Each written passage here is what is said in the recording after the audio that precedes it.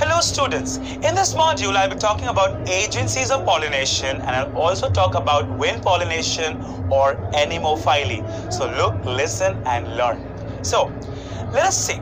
You know that from the anther you have to take non-motile pollen grain and transfer it onto the stigma. And what process is this?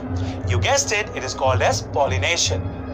Now because those pollen grains are non-motile, they will require external carriers.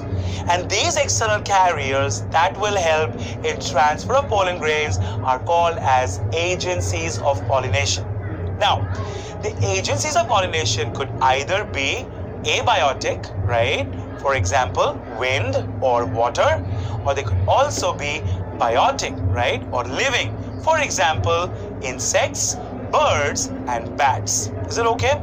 So what you see in this slide is a beautiful example of wind pollination, and that was a abiotic factor. What you see now behind me is water pollination. This was also an abiotic factor. What you now see behind me is a beautiful example of insect pollination, right? You see a butterfly getting its nectar and indirectly doing pollination for that plant. And because there's butterfly involved, it is a biotic factor. Yes? Then right behind me, you see a beautiful hummingbird, right? This hummingbird is also getting the nectar, and in the process, it is going to basically conduct what? Something called as bird pollination. Also biotic factor. In the night, some plants may require bats to do pollination for them, and that time it is called as bat pollination, also a biotic factor, right? So now let's go ahead and see what is wind pollination. Now what you see behind me is a beautiful picture, right? And what do you see here? Clouds?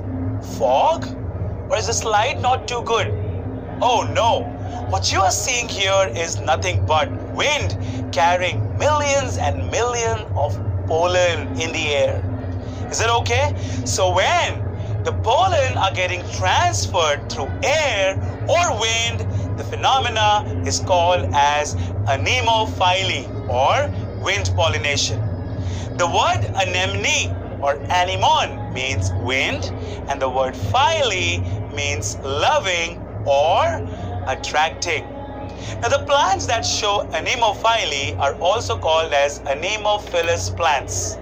Remember, this method is the most primitive type of pollination, and you should also know that such plants will produce only unisexual flowers. So let us go ahead and look at certain floral adaptation of plants that show anemophily. Now look at this bunch of flowers, okay? Now if you take a single flower, you will see that this flower is very, very small. The flower is very, very inconspicuous. That's why it has to grow in an inflorescence. Is it okay?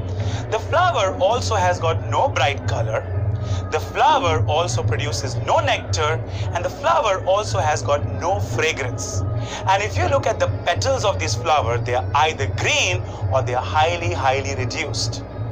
Now let us look at the plant in general. Now if you look at a plant that produces unisexual flowers, you must know that on the top you will usually find male flowers. These male flowers are usually found on the top of the plant because the wind has to blow and they have to take the pollen, remember? So the male flowers are more numerous in number, and they're also found at a higher level compared to those lower flowers there, which are nothing but the female flowers. Is that okay? Moving on. If you look at this plant, right, and if you look at the stamen will have very, very long filaments, and they will also have very, very versatile anthers, so that the wind blows and the anther with pollen kind of gets moved. Does that make sense? Right? Then you should also know that if this flower produces pollen, it is going to produce pollen in extremely large numbers because the wind has to carry it. There's more chance of wastage. Remember that. Okay? And if I take one pollen, right, from this particular plant and I'm going to magnify it, remember the pollen is very, very small. It is pale yellow in color and it is very lightweight so that the wind can carry it. Does that make sense? Moving on. If I look at the carpel, remember the carpel will bear a very long style. And if you look at the top, the bunch is nothing but the stigma. The stigma has to be large, feathery, or even hairy. Why? Because in that wind, it has to trap the pollen. So they have to be hairy so that, like a hairbrush, they can trap all the pollen which is coming from the wind. Does that make sense? So in this module, I have talked about certain examples, and the examples include grasses. Grasses will show wind pollination. Some more example of wind pollinated flowers or plants would be behind me, maize or corn. Another example would be jawar. Is that okay? And finally, the last example of anemophilous plant, right, or wind pollinated plant will be sugarcane. Yes, so in this module, I've talked about agencies of pollination, and I've also discussed with you wind pollination or anemophily.